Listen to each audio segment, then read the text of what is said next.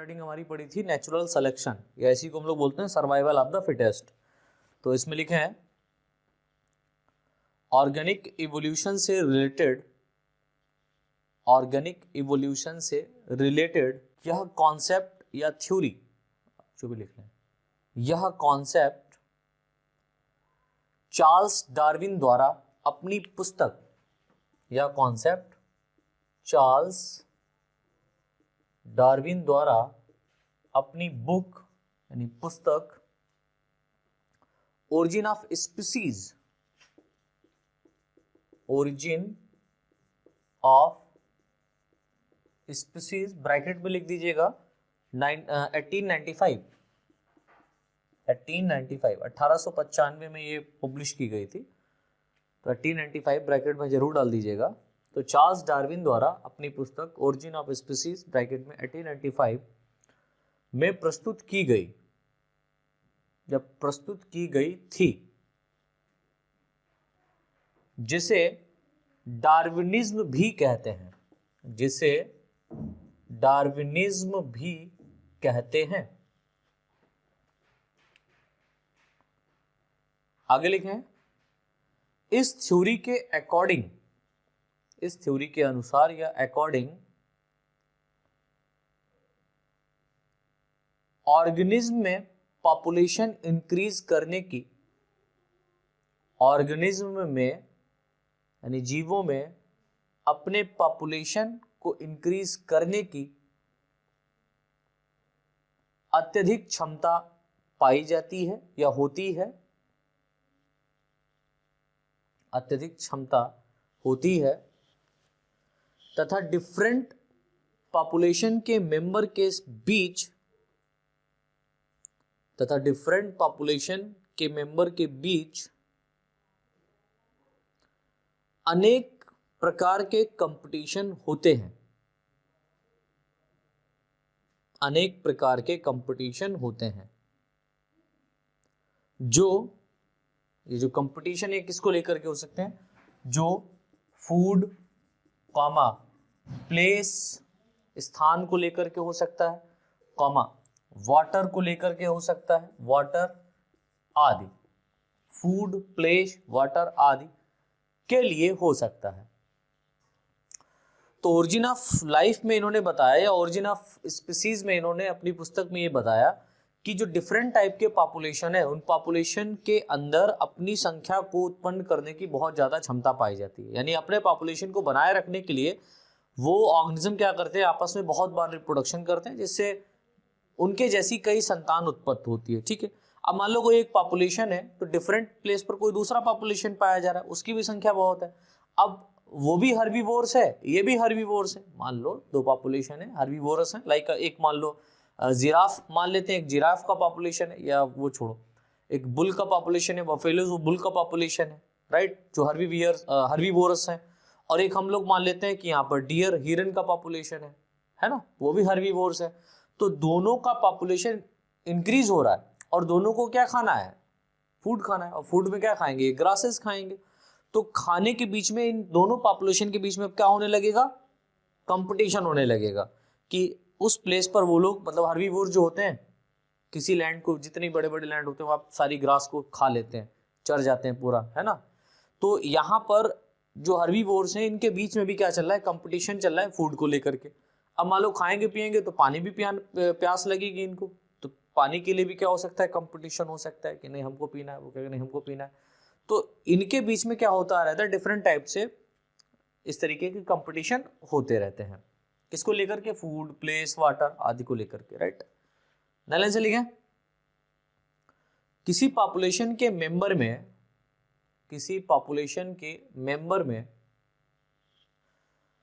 लगातार चेंजेस भी होते रहते हैं, किसी पॉपुलेशन के मेंबर में लगातार चेंजेस भी होते रहते हैं,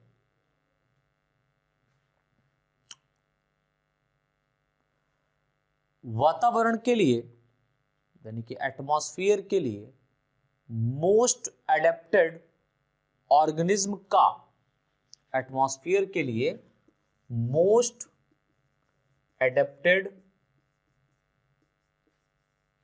ऑर्गेनिज्म का नेचुरल सिलेक्शन, एडेप्टेड ऑर्गेनिज्म का नेचुरल सिलेक्शन होता है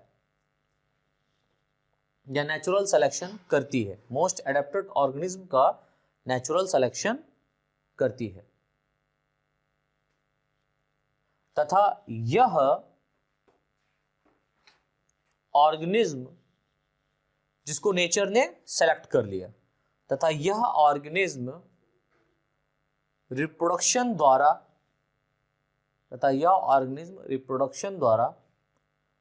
अपनी पॉपुलेशन में ग्रोथ करते हैं, अपनी पॉपुलेशन में ग्रोथ करते हैं। लेकिन एनवायरमेंट में एडेप्टेड ना होने वाले ऑर्गेनिज्म, या ऐसे लिखें, इसी प्रकार, लेकिन को हटा दीजिए, इसी प्रकार एनवायरमेंट में एडेप्टेड ना होने वाले ऑर्गेनिज्म, यानी कि वातावरण को वो, या वातावरण के अनुसार वो अपने आप को एडेप्ट नहीं कर सकते, परिवर्तित नहीं कर सकते हैं, राइट। तो ऐसे ऑर्गेनिज्म का क्या होगा? इसी प्रकार एनवायरमेंट में एडेप्टेड ना होने वाले ऑर्गेनिज्म समाप्त हो जाते हैं, यानी नष्ट हो जाते हैं। इसे डार्विन द्वारा सर्वाइवल ऑफ द फिटेस्ट कहा गया। इसे डार्विन द्वारा सर्वाइवल ऑफ द फिटेस्ट कहा गया, यानी कि वही ऑर्गेनिज्म सेलेक्ट किया जाएगा जो योग्य होगा, ठीक है। योग्य है तो उसको सेलेक्ट कर लिया गया, और इसी को हम लोग कह दिए सर्वाइवल ऑफ द फिटेस्ट। वही सर्वाइव करेगा जो फिट है, समझिए, वही सर्वाइव करेगा जो अपने बॉडी में, अपने एटमॉस्फेयर में या अपने इस एनवायरमेंट के रिकॉर्डिंग कैसा है, फिट है, उसको जीने का अधिकार होगा, ये नेचर कहती है। लेकिन ये कहीं ना कहीं पर फेल भी हो जाता है आगे चल करके। नेक्स्ट हेडिंग डाल दो। फोर्थ हेडिंग जो हमारी पड़ेगी वो पड़ेगी वेरिएशन एंड हेरिडिटी। अब ये वेरिएशन हेरिडिटी क्या है, इसके बारे में समझते हैं। तो फोर्थ हेडिंग पड़ेगी हमारी वेरिएशन मींस भिन्नता एंड हेरिडिटी, वंशागति, भिन्नता एवं वंशागति। किस तरीके से जो कैरेक्टर यहाँ पर न्यूली फॉर्म कैरेक्टर डेवलप हुए हैं वो किस तरीके से ट्रांसमिट होते हैं एक ऑर्गेनिज्म से दूसरे ऑर्गेनिज्म में। तो इसमें लिखे वेरिएशन एंड हेरिडिटी में, अर्थ पर, पृथ्वी पर प्रेजेंट ऑल ऑर्गेनिज्म, पृथ्वी पर प्रेजेंट ऑल ऑर्गेनिज्म एक दूसरे से डिफरेंट होते हैं।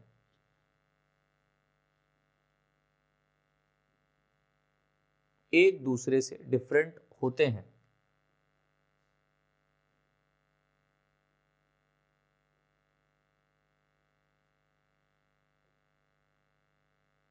तथा दो डिफरेंट ऑर्गेनिज्म आपस में समानता प्रकट नहीं करते,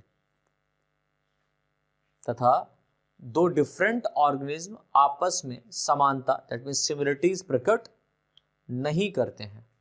ब्रैकेट में लिख दो, जुड़वा को छोड़कर, जो ट्विंस होते हैं उनको छोड़ करके वो एक दूसरे में समानता, सिमिलरिटीज प्रकट कर सकते हैं कुछ हद तक एक्सटर्नल फिजियोलॉजिकल लेवल पर, लेकिन जेनेटिकल लेवल पर देखें तो बिल्कुल सेम ढांचा होगा, ठीक है। दोनों ट्विंस का फिजियोलॉजिकल लेवल तो चेंज हो सकता है, उनका बॉडी शेप अलग हो सकता है, कोई कम खाता है, कोई ज्यादा खाता है, तो मोटापन, पतलापन हो सकता है, लेकिन अगर उनके जेनेटिक लेवल पर देखा जाए, ट्विंस का जेनेटिक लेवल देखा जाए तो वो सेम होता है, सिमिलर होता है, एक जैसा ही होता है, डिफरेंट नहीं होता, ठीक है, जुड़वा को छोड़कर। लाइन से लिख ले, इनमें बहुत सारे डिफरेंस पाए जाते हैं, जैसे वेरिएशन की बात हो रही है ना, जो ऑर्गेनिज्म इस पृथ्वी पर पाए जा रहे हैं डिफरेंट डिफरेंट पॉपुलेशन में, इनके बीच में बहुत सारे वेरिएशन है, इनमें बहुत सारे डिफरेंस पाए जाते हैं। जैसे बॉडी शेप, अगर हम इनके बॉडी शेप की बात करें ऑर्गेनिज्म की तो वो अलग होगा, कॉमा, कलर की बात करें तो वो भी अलग होता है, साइज की बात करें तो डिफरेंट डिफरेंट ऑर्गेनिज्म का डिफरेंट डिफरेंट साइज भी होता है, राइट, आदि आदि। आगे लिखें, यदि यह डिफरेंस एटमॉस्फेयर के फेवरेबल होती हैं, यदि यह डिफरेंस एटमॉस्फेयर के फेवरेबल होते हैं, एटमॉस्फेयर के फेवरेबल दैट मीन्स अनुकूल होते हैं, तो यह एनिमल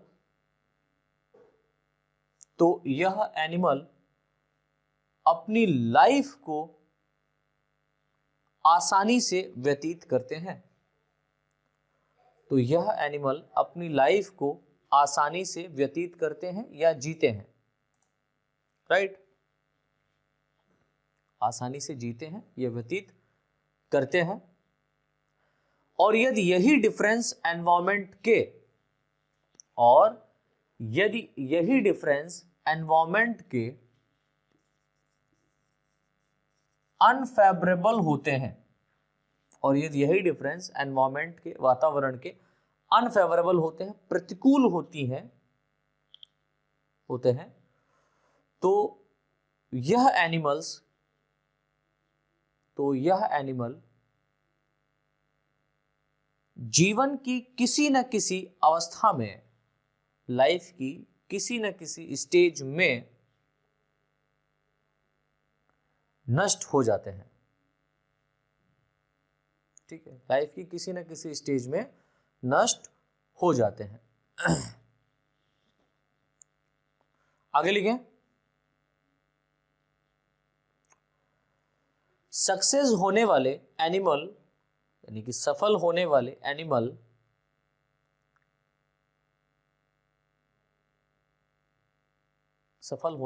एनिमल में निर्मित होने वाली वेरिएशन की, यानी कि जो वेरिएशन इसने अपने अंदर लाया है एटमॉस्फेयर के अकॉर्डिंग, तो जो सक्सेस एनिमल हो गए उन्होंने अपने आप को ढाल लिया है किसके अकॉर्डिंग, एटमॉस्फेयर के अकॉर्डिंग, और जो एटमॉस्फेयर के अकॉर्डिंग ऑर्गेनिज्म नहीं ढल पाया उसकी डेथ हो जाएगी, नष्ट कर दिए जाएंगे। तो जो सक्सेस हो जाते हैं, ठीक है, ऑर्गेनिज्म सफल हो जाते हैं, ऑर्गेनिज्म एटमॉस्फेयर में रहने के लिए, उनमें अगर हम देखें तो उनमें जो वेरिएशन निर्मित होता है, ठीक है, तो क्या लिखा, एनिमल्स में निर्मित होने वाले वेरिएशंस की हेरिडिटी होती है। तो जो वेरिएशन यहां पर प्रकट हुआ, ये वेरिएशन इनसे इनकी संतानों में क्या होगा, ट्रांसमिट होगा।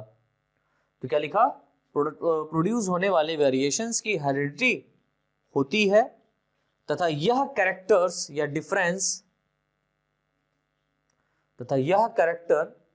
डिफरेंस जनरेशन टू जनरेशन, पीढ़ी दर पीढ़ी,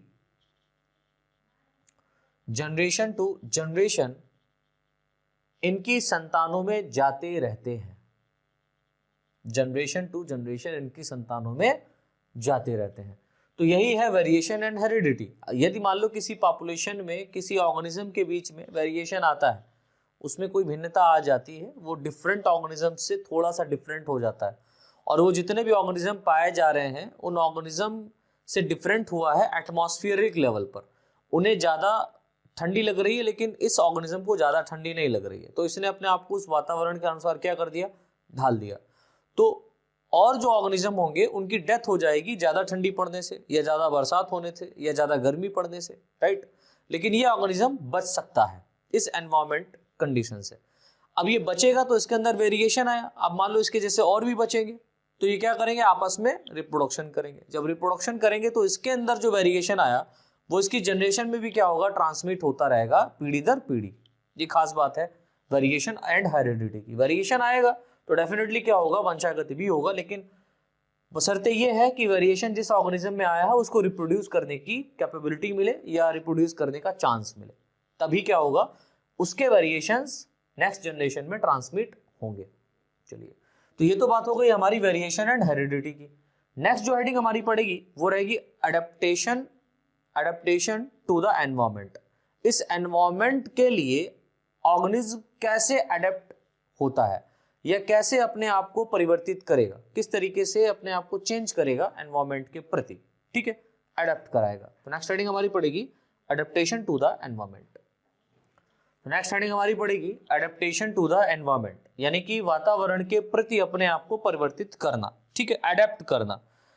तो इसमें लिखे हैं यानी कि वातावरण के प्रति अनुकूलन किस तरीके से होगा ऑर्गेनिज्म के अंदर, ये भी बहुत आवश्यक है वेरिएशन आने के लिए, या हम कह सकते हैं अपने आप को स्टेबल करने के लिए इस पृथ्वी पर। तो ये भी खास बात बताई डार्विनिज्म ने। तो लिखें इन्वायरमेंट में समय समय पर चेंजेस आते हैं या आते रहते हैं। एनवायरमेंट दैट मीन्स वातावरण में समय समय पर चेंजेस आते रहते हैं,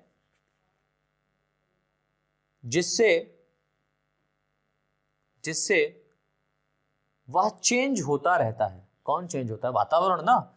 तो वातावरण में डिफरेंट टाइप के चेंजेस आ रहे हैं, जैसे कि सर्दी, गर्मी, बरसात, है ना। तो जिससे क्या हो जाता है, एटमॉस्फेयर हमारा चेंज हो जाता है उस समय के लिए, जिससे वह चेंज होता रहता है या हो जाता है। सभी जगह का या ऑल प्लेसेस का एटमॉस्फेयर, ऑल प्लेसेस का एटमॉस्फेयर, ठीक है, वातावरण समान नहीं रहता, सिमिलर नहीं रहता है, समान नहीं रहता, तथा सीजन के अकॉर्डिंग भी एटमॉस्फेयर में चेंजेस होते रहते हैं। मतलब सीजनल चेंजेस हो रहा है। अच्छा, मैं आपको यहाँ पर एक बात और बता दूं। मैंने कहा कि यहाँ पर एटमॉस्फेयर सिमिलर नहीं रहता, जैसे कि अभी आप देख रहे हैं तो बहुत ज्यादा ठंडी पड़ रही है, हो सकता है कल वाले दिन बहुत तेजी से क्या हो, धूप निकले और क्या हो जाए, एटमॉस्फेयर गर्म हो जाए। तो चेंज हुआ ना, एटमॉस्फेयर में चेंजेस। यानी कि अभी बहुत ज्यादा ठंडी थी तो ऑर्गेनिज्म ने बेचारे ने अपने आप को उसके प्रति ढाला, लेकिन अभी बहुत तेज गर्मियां अचानक से आ जाए अपने आप ही नेक्स्ट डे, मतलब धूप अगर तेज निकलेगी तो डेफिनेटली क्या होगा, गर्मी बढ़ेगी ना। तो धूप अगर बहुत तेज निकलेगी तो क्या होगा, थोड़ा सा एटमॉस्फेयर का जो पारा है वो घटेगा, मतलब थोड़ा बढ़ेगा, सॉरी, और घटेगा तो ठंडी बढ़ेगी। तो यहां पर नॉर्मल फेनोमेना में भी क्या होता है, एटमॉस्फेयर सिमिलर नहीं रहता। अब अगर हम लोग सीजन की बात करें तो सीजनल तो चेंजेस होते रहते हैं। अब सर्दी के बाद में बरसात, बरसात के बाद में गर्मी, गर्मी के बाद में फिर सर्दी, बरसात, सर्दी, गर्मी, सर्दी, बरसात, गर्मी, ये सब चलता रहता है। तो क्या लिखा, सीजन के अकॉर्डिंग भी एटमॉस्फेयर में चेंजेस होते रहते हैं। लाइन से लिखें, ऑर्गेनिज्म में अपने आप को, एक खास बात उसके अंदर होनी चाहिए, अगर नहीं है तो इस पृथ्वी पर नहीं जी पाएगा। ऑर्गेनिज्म में अपने आप को एटमॉस्फेयर के अकॉर्डिंग बदलने की क्षमता का होना आवश्यक होता है। ऑर्गेनिज्म के अंदर अपने आप को एटमॉस्फेयर के अकॉर्डिंग बदलने की क्षमता का होना आवश्यक होता है। यदि इनमें वातावरण के अकॉर्डिंग या अनुसार, यदि इनमें वातावरण दैट मीन्स एटमॉस्फेयर के अकॉर्डिंग बदलाव प्रोड्यूस करने की क्षमता नहीं होती है, एटमॉस्फेयर के अकॉर्डिंग बदलाव निर्मित करने की क्षमता नहीं होती है, तो इनकी किसी न किसी कारणवश मृत्यु हो जाती है। तो इनकी किसी न किसी कारणवश मृत्यु हो जाती है, मर जाएंगे किसी न किसी कारण से। ठीक है, तो ये तो हो गया एडेप्टेशन टू द एनवायरमेंट। अगर वातावरण के प्रति अनुकूलन नहीं है तो डेफिनेटली क्या होगा, ये टपक जाएगा। नेक्स्ट हेडिंग हमारी पड़ेगी ओरिजिन ऑफ न्यू स्पीसीज। अब जिसने अपने आप को वातावरण के अनुसार ढाल लिया वही क्या हो जाएगा, एक नई स्पीसीज का ओरिजिनेट करना शुरू करेगा। तो नेक्स्ट हेडिंग हमारी पड़ेगी ओरिजिन ऑफ न्यू स्पीसीज। ठीक है, लिखो उसमें, डार्विन के अकॉर्डिंग ऑर्गेनिज्म को लिविंग रहने के लिए, डार्विन के अकॉर्डिंग ऑर्गेनिज्म को लिविंग रहने के लिए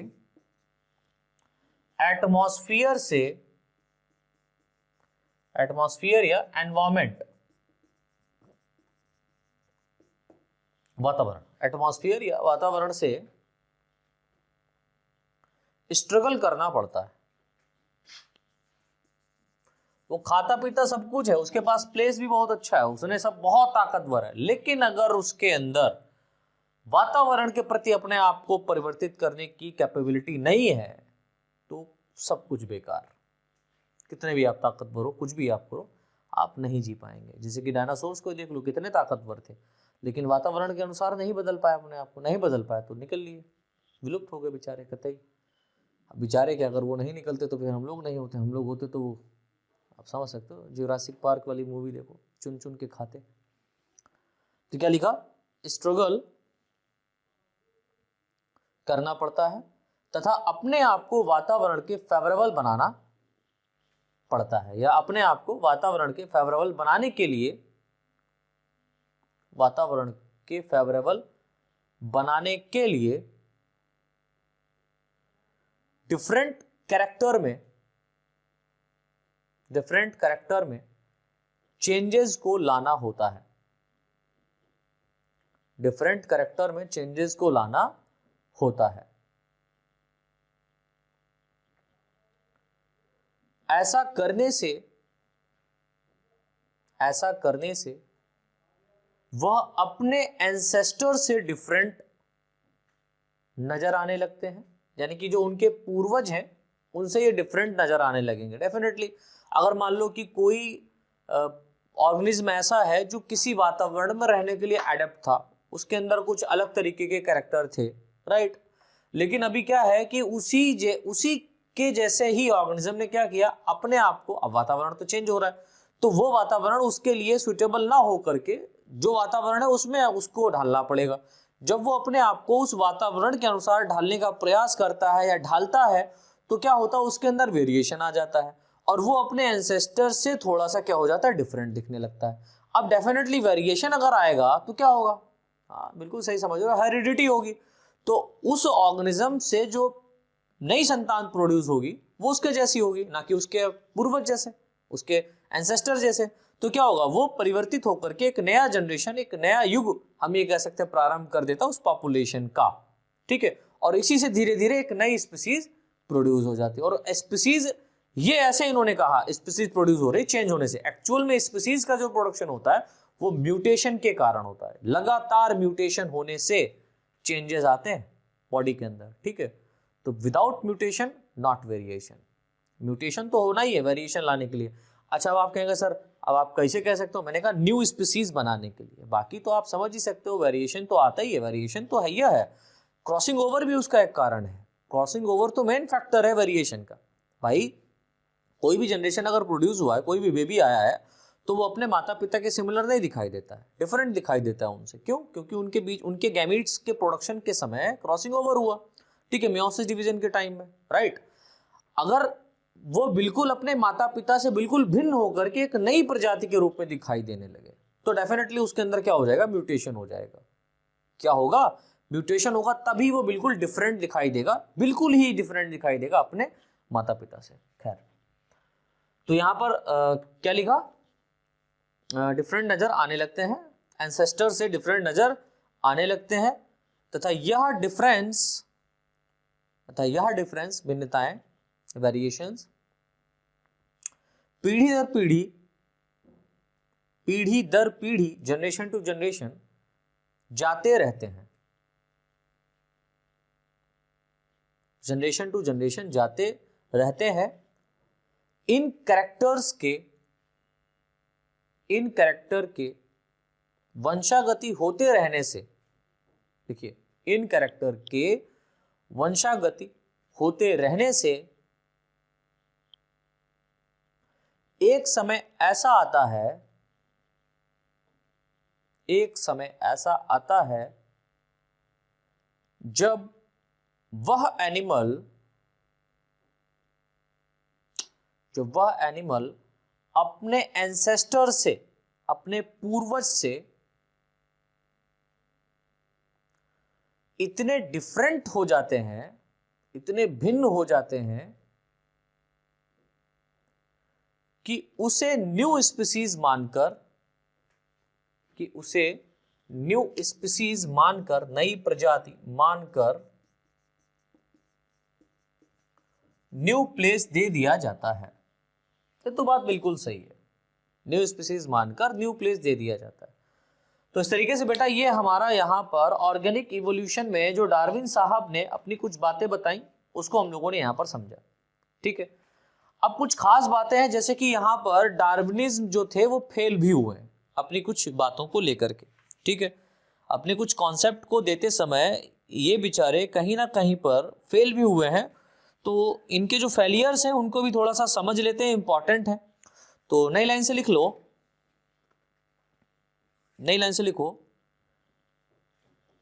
इन लक्षणों के, नई लाइन से लिखने का अर्थ है एक लाइन छोड़ करके लिखिएगा, इन लक्षणों के आधार पर, इन लक्षणों के आधार पर डार्विन ने नेचुरल सिलेक्शन, डार्विन ने natural selection and survival of the fittest, natural selection and survival of the fittest, ठीक है, यानी कि हम ये कह सकते हैं प्राकृतिक चयन एवं योग्यता की उत्तरजीविता, ठीक है, सर्वाइवल ऑफ द फिटेस्ट के सिद्धांतों को एक्सप्लेन किया, के प्रिंसिपल्स को एक्सप्लेन किया। लेकिन, किंतु परंतु बंधु, लेकिन कुछ वैज्ञानिकों ने,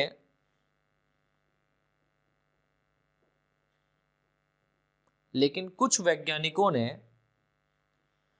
Darwin theory of natural selection के against, Darwin's theory of natural selection के विरुद्ध, against,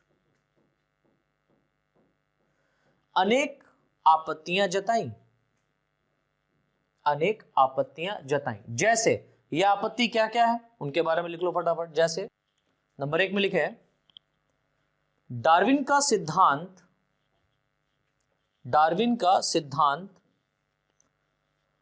small small variation, that means छोटी छोटी वेरिएशंस पर, डार्विन का सिद्धांत स्मॉल वेरिएशन पर अधिक बल देता है,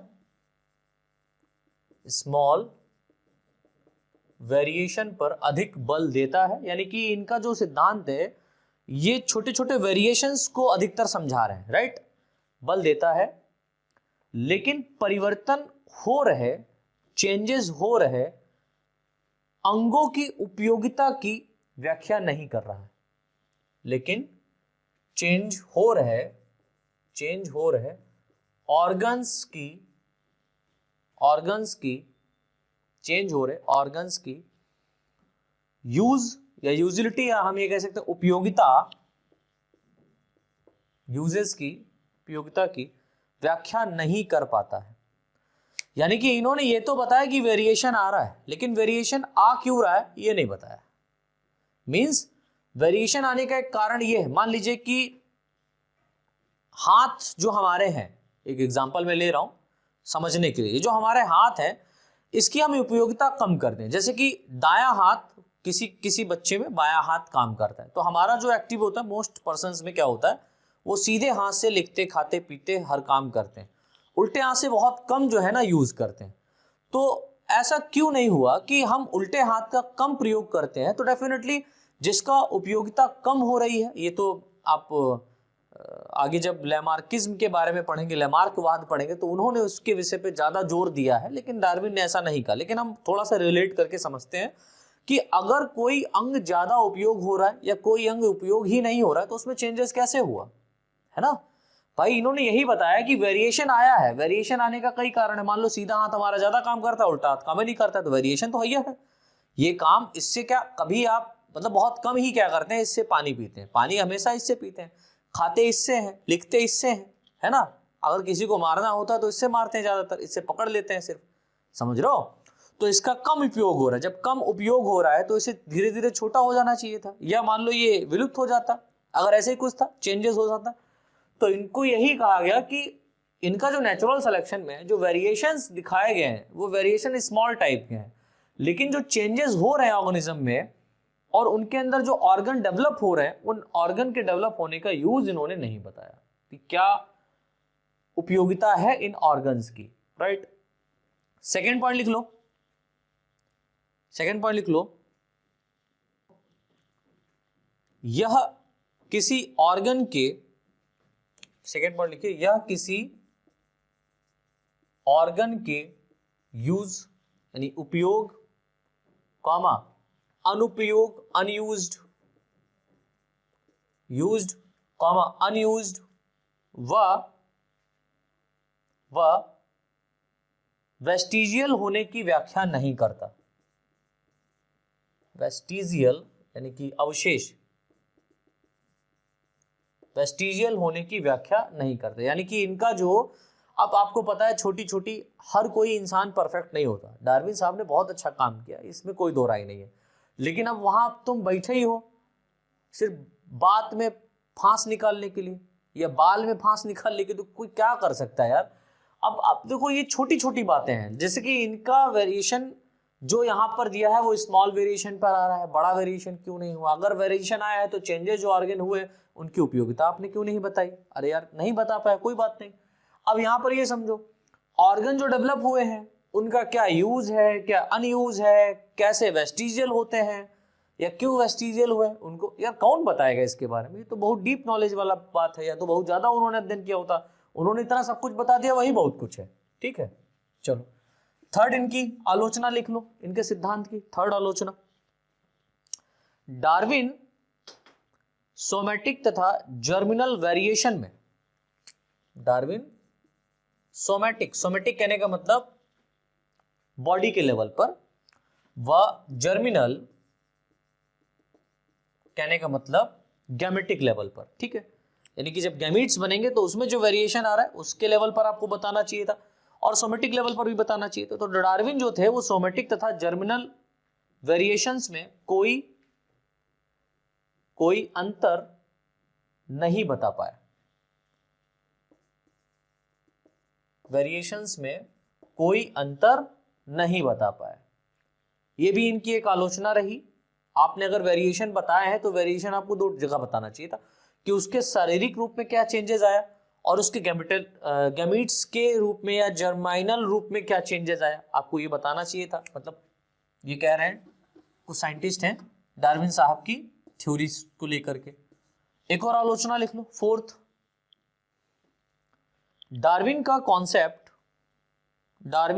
concept survival of the fittest की व्याख्या करता है, यानी explanation to the survival of the fittest, ये डार्विन साहब ने बताया। तो क्या लिखा? डार्विन का concept survival of the fittest, survival of the fittest की व्याख्या करता है, लेकिन अराइवल ऑफ द फिटेस्ट को नहीं समझा पाए, लेकिन अराइवल ऑफ द फिटेस्ट को नहीं समझा पाए।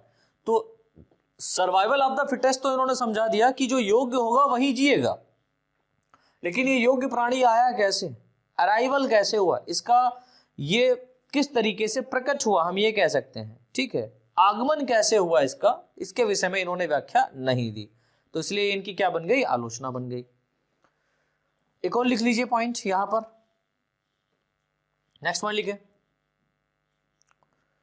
स्पीसीज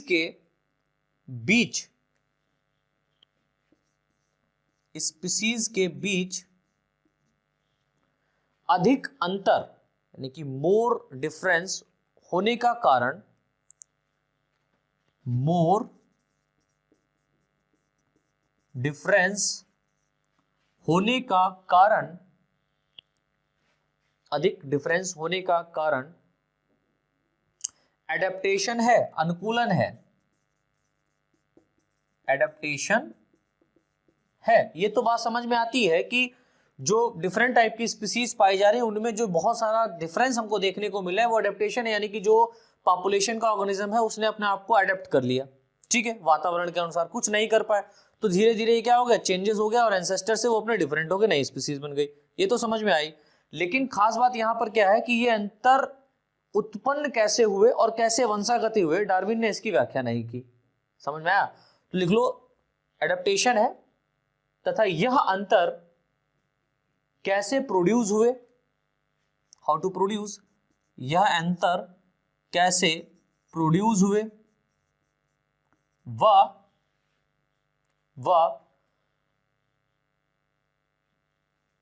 कैसे वंशागत हुए, कैसे इनहेरिटेट हुए, हाउ टू इनहेरिटेट, कैसे इनहेरिटेट हुए, इसकी व्याख्या इन्होंने नहीं की, इसकी व्याख्या इन्होंने नहीं की। डार्विन के सिद्धांत द्वारा सेक्सेस सिलेक्शन, सेक्सुअल सिलेक्शन कहने का अर्थ होता है, सेक्सेस या सेक्सुअल सिलेक्शन कहने का अर्थ होता है कि जो एनिमल्स होते हैं, स्पेशली ये एनिमल्स में जो फीमेल होती है वो फीमेल अपने मेल पार्टनर को चुनती है।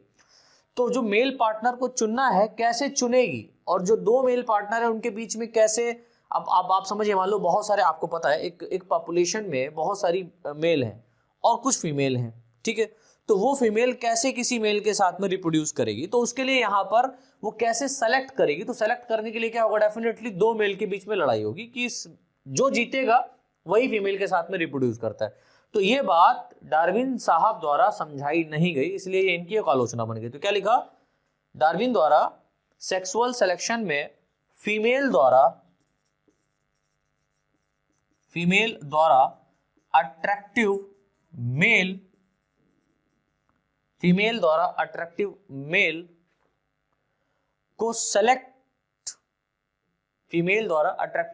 को सेलेक्ट करना भी नहीं समझाया गया, ठीक है।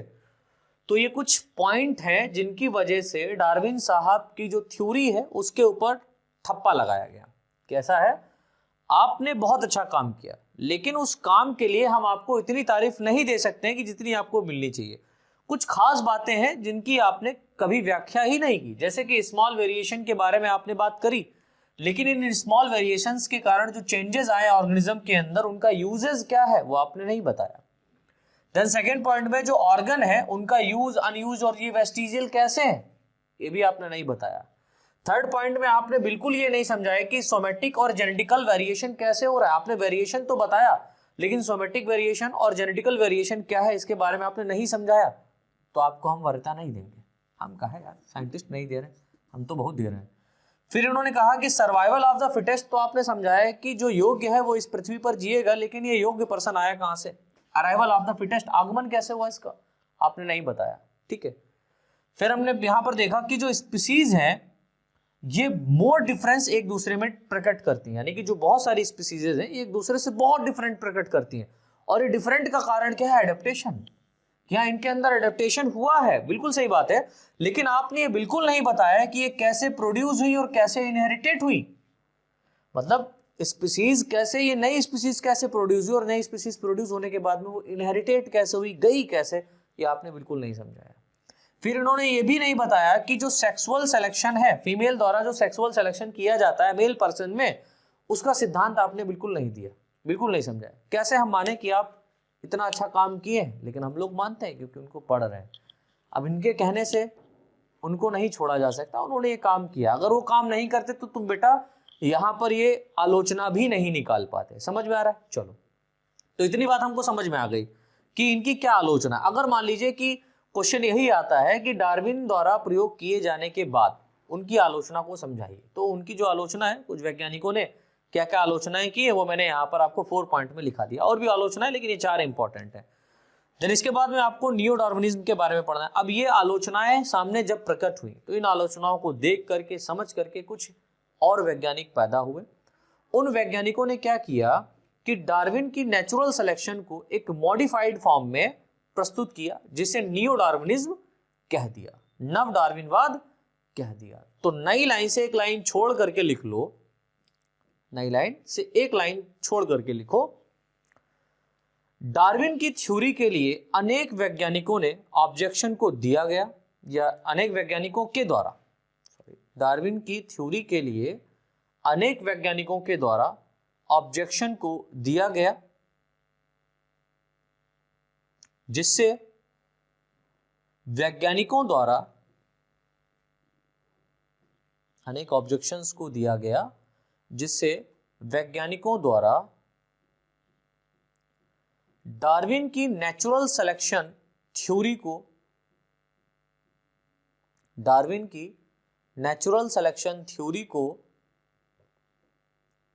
मॉडिफाइड फॉर्म में, नेचुरल सिलेक्शन थ्योरी को मॉडिफाइड फॉर्म में प्रपोज किया गया, जिसे नव डार्विनवाद, नियो डार्विनिज्म, नियो डार्विनिज्म, नव डार्विनवाद कहते हैं। और जो नव डार्विनवाद है एक्चुअल में इसको हम लोग modern theory of organic evolution के भी नाम से जानते हैं। तो अगर क्वेश्चन आपसे ये पूछा जाए कि भाई साहब या बहन जी, मॉडर्न थ्योरी ऑफ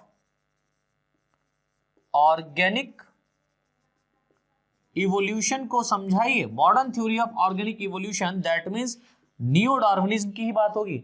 तो यहां पर क्वेश्चन ऐसे आएगा, डार्विन के modern theory of organic evolution को समझाइए। तो डार्विन के मॉडर्न ऑर्गेनिक इवोल्यूशन को आप यहां पर नियो डार्विनिज्म के द्वारा समझाएंगे। जो नियो डार्विनिज्म के अंतर्गत थ्योरी लिखाऊंगा वही आपको इसमें भी लिखनी होगी, ठीक है। तो ये हमारा इंपॉर्टेंट है आपके एग्जाम के पॉइंट ऑफ व्यू से, यही पूछा जाता है एग्जाम में। जो मैंने पीछे आपको थ्योरी पढ़ाई है उसमें एक नॉलेज आपको आना चाहिए। क्वेश्चन वहां से भी पुटअप हो सकता है और यहां से भी पुटअप होगा। तो यहां से जो क्वेश्चन आएगा नियो डार्विनिज्म पूछा जाएगा तो थ्योरी बिल्कुल चेंज हो गई। चेंज बिल्कुल नहीं होते हैं, मतलब हम ये कह सकते हैं डार्विन की तो बहुत मोस्ट ऑफ कॉन्सेप्ट यहाँ पर रहेंगे, लेकिन उसको थोड़ा सा मॉडिफाइड फॉर्म में हम लोग समझेंगे, ठीक है। तो इसे हम लोग पढ़ेंगे नेक्स्ट लेक्चर में कल।